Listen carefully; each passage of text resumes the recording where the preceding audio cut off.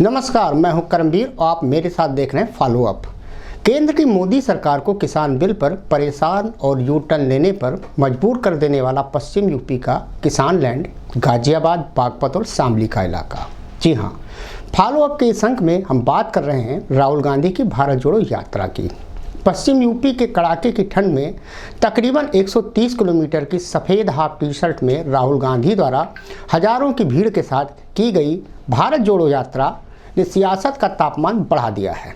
विपक्ष भले ही सीधे तौर पर इस यात्रा में शामिल ना हुआ हो, लेकिन शुभकामनाओं के आदान प्रदान और राष्ट्रीय लोकदल, किसान यूनियन टिकैत गुट के कार्यकर्ताओं तथा महान दल के राष्ट्रीय अध्यक्ष केशव देव मौर्य के साथ झंडा लेकर आए कार्यकर्ता राष्ट्रीय उलेमा काउंसिल के अध्यक्ष मौलाना आमिर रसादी ने यात्रा में शामिल होकर सियासी हलचल जरूर मचा दी है।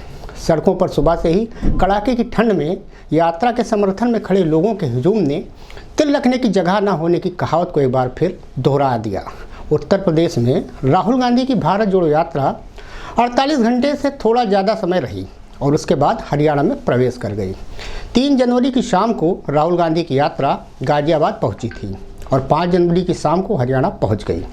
लेकिन इन 48 घंटों में जितनी हलचल हुई और जितने तरह के राजनीतिक घटनाक्रम हुए हैं, वैसा पूरे 4 महीने की भारत जोड़ो यात्रा में नहीं हुआ। किसी को अंदाज़ा नहीं था कि राहुल देश के सबसे बड़े सूबे उत्तर प्रदेश की सीमा को छूकर निकलेंगे और इतनी हलचल मचा जाएंगे। उत्तर प्रदेश के 75 ज़िले हैं, इनमें से सिर्फ 3 जिलों में राहुल की यात्रा गई और 403 विधानसभा सीटों में से महज 11 क्षेत्रों से होकर गुजरी। लेकिन इतने भर में राहुल की यात्रा को पूरा महत्व मिला है और कांग्रेस नेता उम्मीद कर रहे हैं कि इसका मैसेज पूरे प्रदेश में जाएगा। प्रदेश की दोनों विपक्षी पार्टियां सपा और बसपा ने कांग्रेस के न्योते पर सकारात्मक प्रतिक्रिया जरूर दी। हालांकि दोनों पार्टियों के नेता यात्रा में शामिल नहीं हुए, लेकिन अखिलेश यादव और मायावती दोनों ने यात्रा के उद्देश्य की तारीफ की और शुभकामनाएं भी दी। राष्ट्रीय लोकदल ने अपनी सहयोगी सपा से अलग न सिर्फ शुभकामना संदेश भेजा, बल्कि उसके नेता और कार्यकर्ता यात्रा में भी शामिल हुए। भारतीय किसान यूनियन के नेता और कार्यकर्ता भी राहुल के साथ यात्रा में जुड़े। ध्यान रहे, यहाँ पे एक सोचने वाली बात भी है कि राहुल और कांग्रेस पार्टी दोनों ने किसान आंदोलन को समर्थन दिया था। उसके बाद पहली बार राहुल किसान आंदोलन का केंद्र रहे क्षेत्र से गुजरे, जहां किसानों ने उनका स्वागत और समर्थन दोनों किया।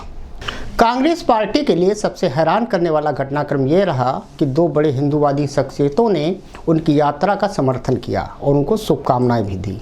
पहले राम जन्मभूमि मंदिर के मुख्य पुजारी महंत सत्येंद्र दास ने चिट्ठी लिखकर राहुल की यात्रा का समर्थन किया और यात्रा की सफलता के लिए शुभकामनाएं भी दी।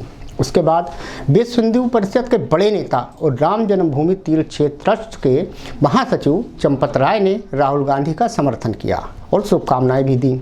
उन्होंने कहा कि वे भगवान राम से प्रार्थना करेंगे कि वे राहुल को आशीर्वाद दें कि उनकी यात्रा सफल हो।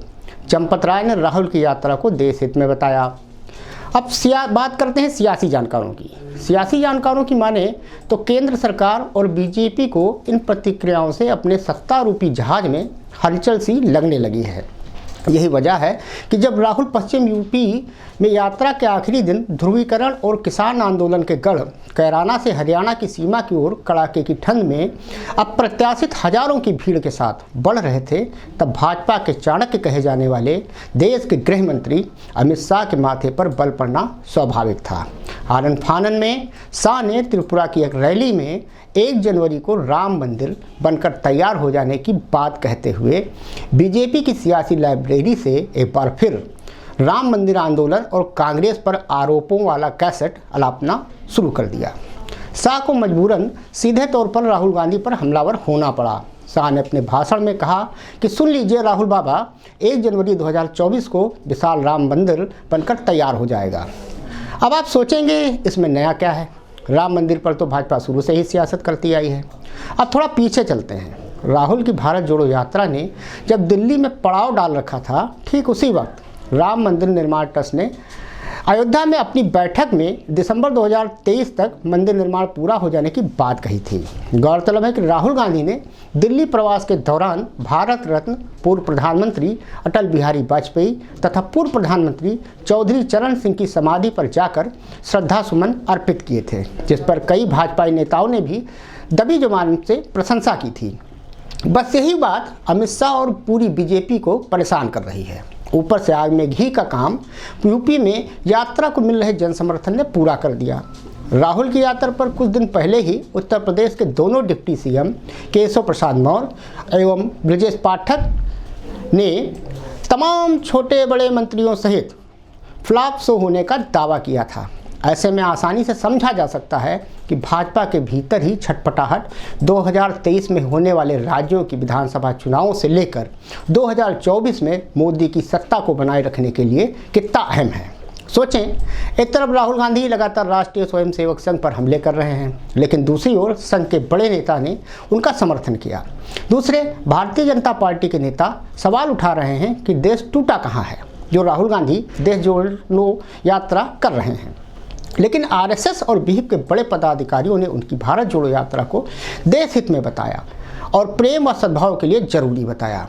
जाहिर है, आखिरी चरण तक आते आते राहुल गांधी की यात्रा असर छोड़ने लगी है, लेकिन यह असर 2024 में जमीन पर कितना दिखेगा, यह देखने वाली बात होगी। धन्यवाद।